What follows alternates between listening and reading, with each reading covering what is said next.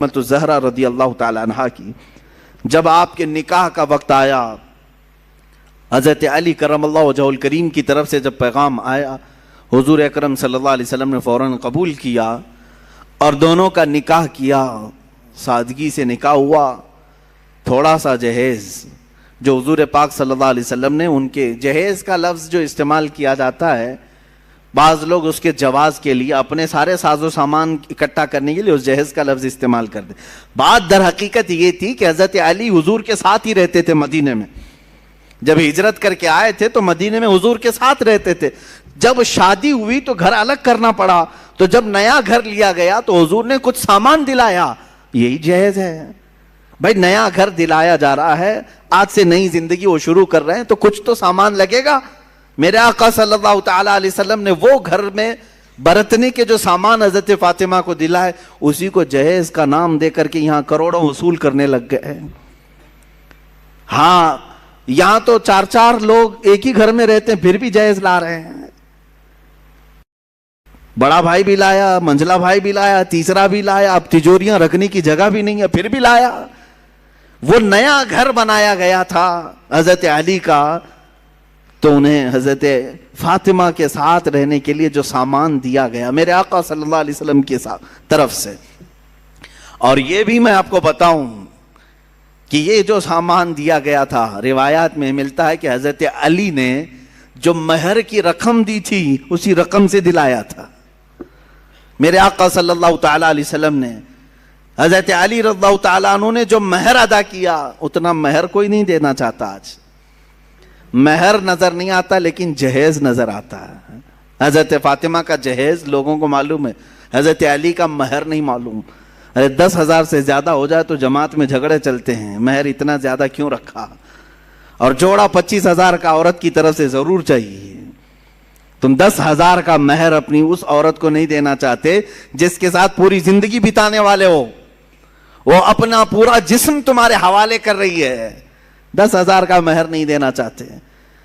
786 روپے کو رکھو مولانا، بس اتنا ہی کافی ہے۔ 786 روپے میں پوری اس کی 50 سال زندگی خرید رہے ہو، پتہ نہیں کتنی زندگی، 50 ہے، 25 ہے، 40 ہے، جو بھی ہے۔ میرے عزیزو، مہر جو ہے اس کا شرعی حق ہے جو اس کی پوری زندگی کے لیے تم دے رہے ہو۔ یہ نہیں کہ خالی ایک رات کا یہ معاوضہ ہے یا ایک شادی کے دن کا کوئی نذرانہ ہے، پوری زندگی کا اس کا حق ہے۔ آپ انصاف تو کر کے دیکھو، آپ اس سے اصول کتنا رہے اور اسے دے کیا رہے ہیں۔ ہاں شادی کے وقت جو تمہارے لیے اس کا باپ خرچہ کرتا ہے وہ پتہ نہیں کتنے لاکھوں میں چلا گیا۔ بہرحال میں اس عنوان پر نہیں جاتا۔ سیدہ کائنات فاطمہ الزہرا رضی اللہ تعالیٰ عنہ کی ایک بات مجھے یاد آتی ہے۔ حضور پاک صلی اللہ تعالیٰ علیہ وسلم ان کے پاس تشریف لائے، کہا فاطمہ تمہارا نکاح علی کے ساتھ کر رہا ہوں، منظور ہے؟ حضرت فاطمہ نے کہا بابا جان آپ جو فرمائیں منظور ہے۔ حضرت علی مہر کتنا دیں گے؟ حضور پاک صلی اللہ علیہ وسلم نے فرمایا 400 مسقال چاندی دیں گے۔ 400 مسقال چاندی، وہی زمانے کا حساب کیلکولیشن الگ ہوتا ہے، آپ کسی بھی دارالفتہ سے سوال کر کے پوچھ سکتے ہیں کہ اس وقت کیلکولیشن میں کتنا بیٹھتا ہے اگر کسی کو شوق ہے تو۔ حضرت فاطمہ کا یہ مہر طے پایا، مہر مقرر بھی ہو گیا۔ بعض روایات میں یہ ملتا ہے کہ حضرت فاطمہ نے کہا اے اللہ کے نبی صلی اللہ علیہ وسلم یہ نکاح کس کی جانب سے ہو رہا ہے؟ حضور نے فرمایا اللہ کی طرف سے، اللہ تعالیٰ نے پسند فرمایا کہ تمہارا نکاح علی کے ساتھ ہو۔ تو حضرت فاطمہ کہتی ہیں تو پھر میرا مہر بھی اسی شان کے مطابق ہونا چاہیے۔ 400 مسقال چاندی، کہا میرا مہر بھی اس شان کے مطابق رکھیں جو اللہ تعالیٰ نکاح کر رہا ہے۔ حضور پاک صلی اللہ علیہ وسلم نے پوچھا فاطمہ تم کیا پسند کرتی ہو مہر میں، تم کیا لینا چاہتی ہو مہر میں؟ حضرت فاطمہ نے کیا کہا؟ اللہ اکبر، قربان جاؤ مسلمانوں، کہتی ہیں آقا اگر اللہ نکاح کر رہا ہے تو رب تعالیٰ سے یہ لکھوا لیں کہ آپ کی امت کی بخشش میرے مہر میں رکھی جائے۔ اللہ اکبر، آپ کی امت کی مغفرت اور بخشش میرے مہر میں رکھی جائے۔ خواہشیں ہوں تو ایسی ہوں، تمنائیں ہوں تو ایسی ہوں۔ رسول پاک صلی اللہ تعالیٰ علیہ وسلم کی بارگاہ میں اگر کوئی عزیز بننا چاہتا تو صرف ان کی امت کی بات کرتا، حضور خوش ہو جاتے تھے۔ میرے عزیزو، آج بھی یہی حال ہے کہ اگر تم امت کا خیال کرو گے تو میرے آقا خوش ہو جاتے ہیں۔ اگر تم حضور کی امت کے بارے میں بات کرو گے، حضور پاک بے انتہا تمہیں نوازنے لگتے ہیں۔ حضرت جبرائیل امین نے بھی یہ محسوس کیا۔ جانتے ہیں حضرت جبرائیل حضور صلی اللہ تعالیٰ علیہ وسلم سے قربت چاہتے تھے، تو حضور پاک صلی اللہ تعالیٰ علیہ وسلم سے انہوں نے کیا کہا جانتے ہیں؟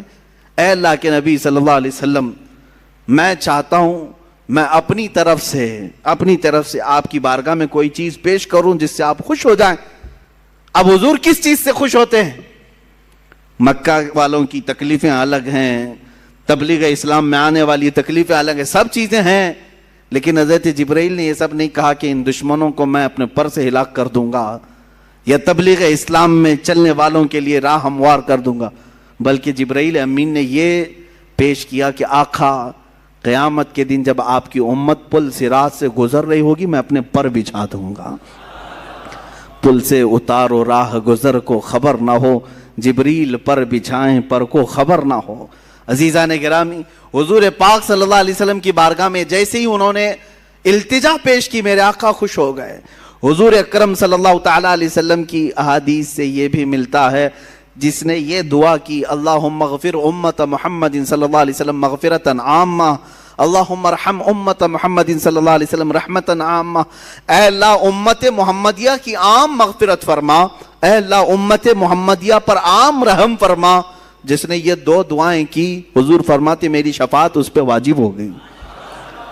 امت کی بھلائی کا خیال کرو۔ حضرت بی بی فاطمہ ہی تو ہیں کہ جو رسول پاک صلی اللہ تعالیٰ علیہ وسلم جنگل میں جا کر کے جب رونے لگے، کسی کے کہنے سے آپ سر نہیں اٹھاتے تھے، حضرت فاطمہ آئیں، کہا بابا جان آپ سر اٹھائیں، میرے آقا آپ سر اٹھائیں۔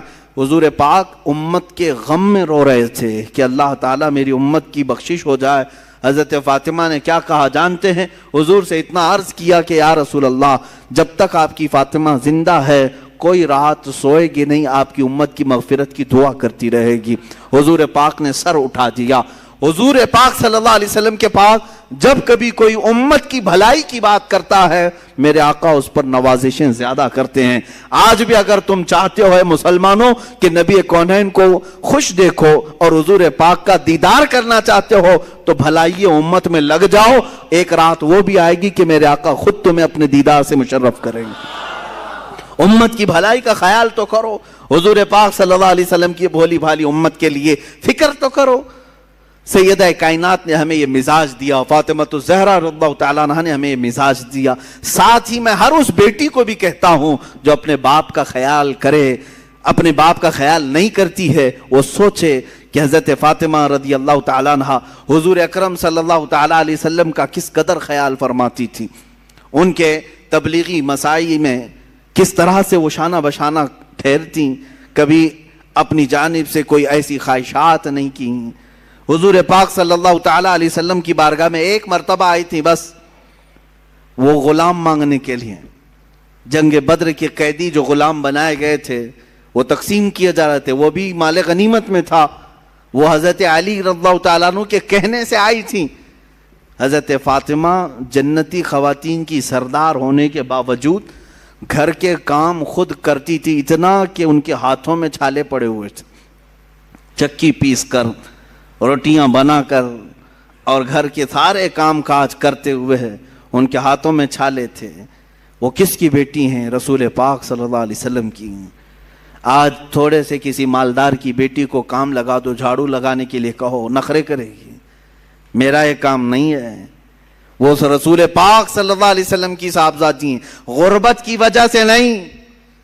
جس کو جنتی خواتین کا سردار کہا گیا ہو، وہ چاہے تو ان کے لیے سونے اور چاندی کے پہاڑ چلا کریں، لیکن باوجود اس کے فقر و فاقہ انہوں نے پسند کیا۔ حضور پاک صلی اللہ علیہ وسلم کی بارگاہ میں آئی تھیں، میرے آقا صلی اللہ علیہ وسلم نے یوں جواب میں ارشاد فرمایا، فاطمہ ایسا کیسے ہو سکتا ہے؟ بدر کے یتیموں کا حق باقی ہے، میں ان کا حق دیے بغیر تجھے کیسے غلام دے دوں؟ جاؤ، جب تھکن زیادہ ہو جائے کام کاج سے، 33 بار سبحان اللہ پڑھو، 33 بار الحمدللہ پڑھو، 34 بار اللہ اکبر پڑھو، اللہ تعالیٰ تمہاری ساری تھکن دور فرمائے گا. اسی کو آج ہم تسبیح فاطمہ بھی کہتے ہیں. ہم نمازوں میں پڑھتے ہیں, نمازوں کے بعد پڑھتے ہیں. یہ تسبیح فاطمہ حضور کی طرف سے عطا کی ہوئی تسبیح ہے. میرے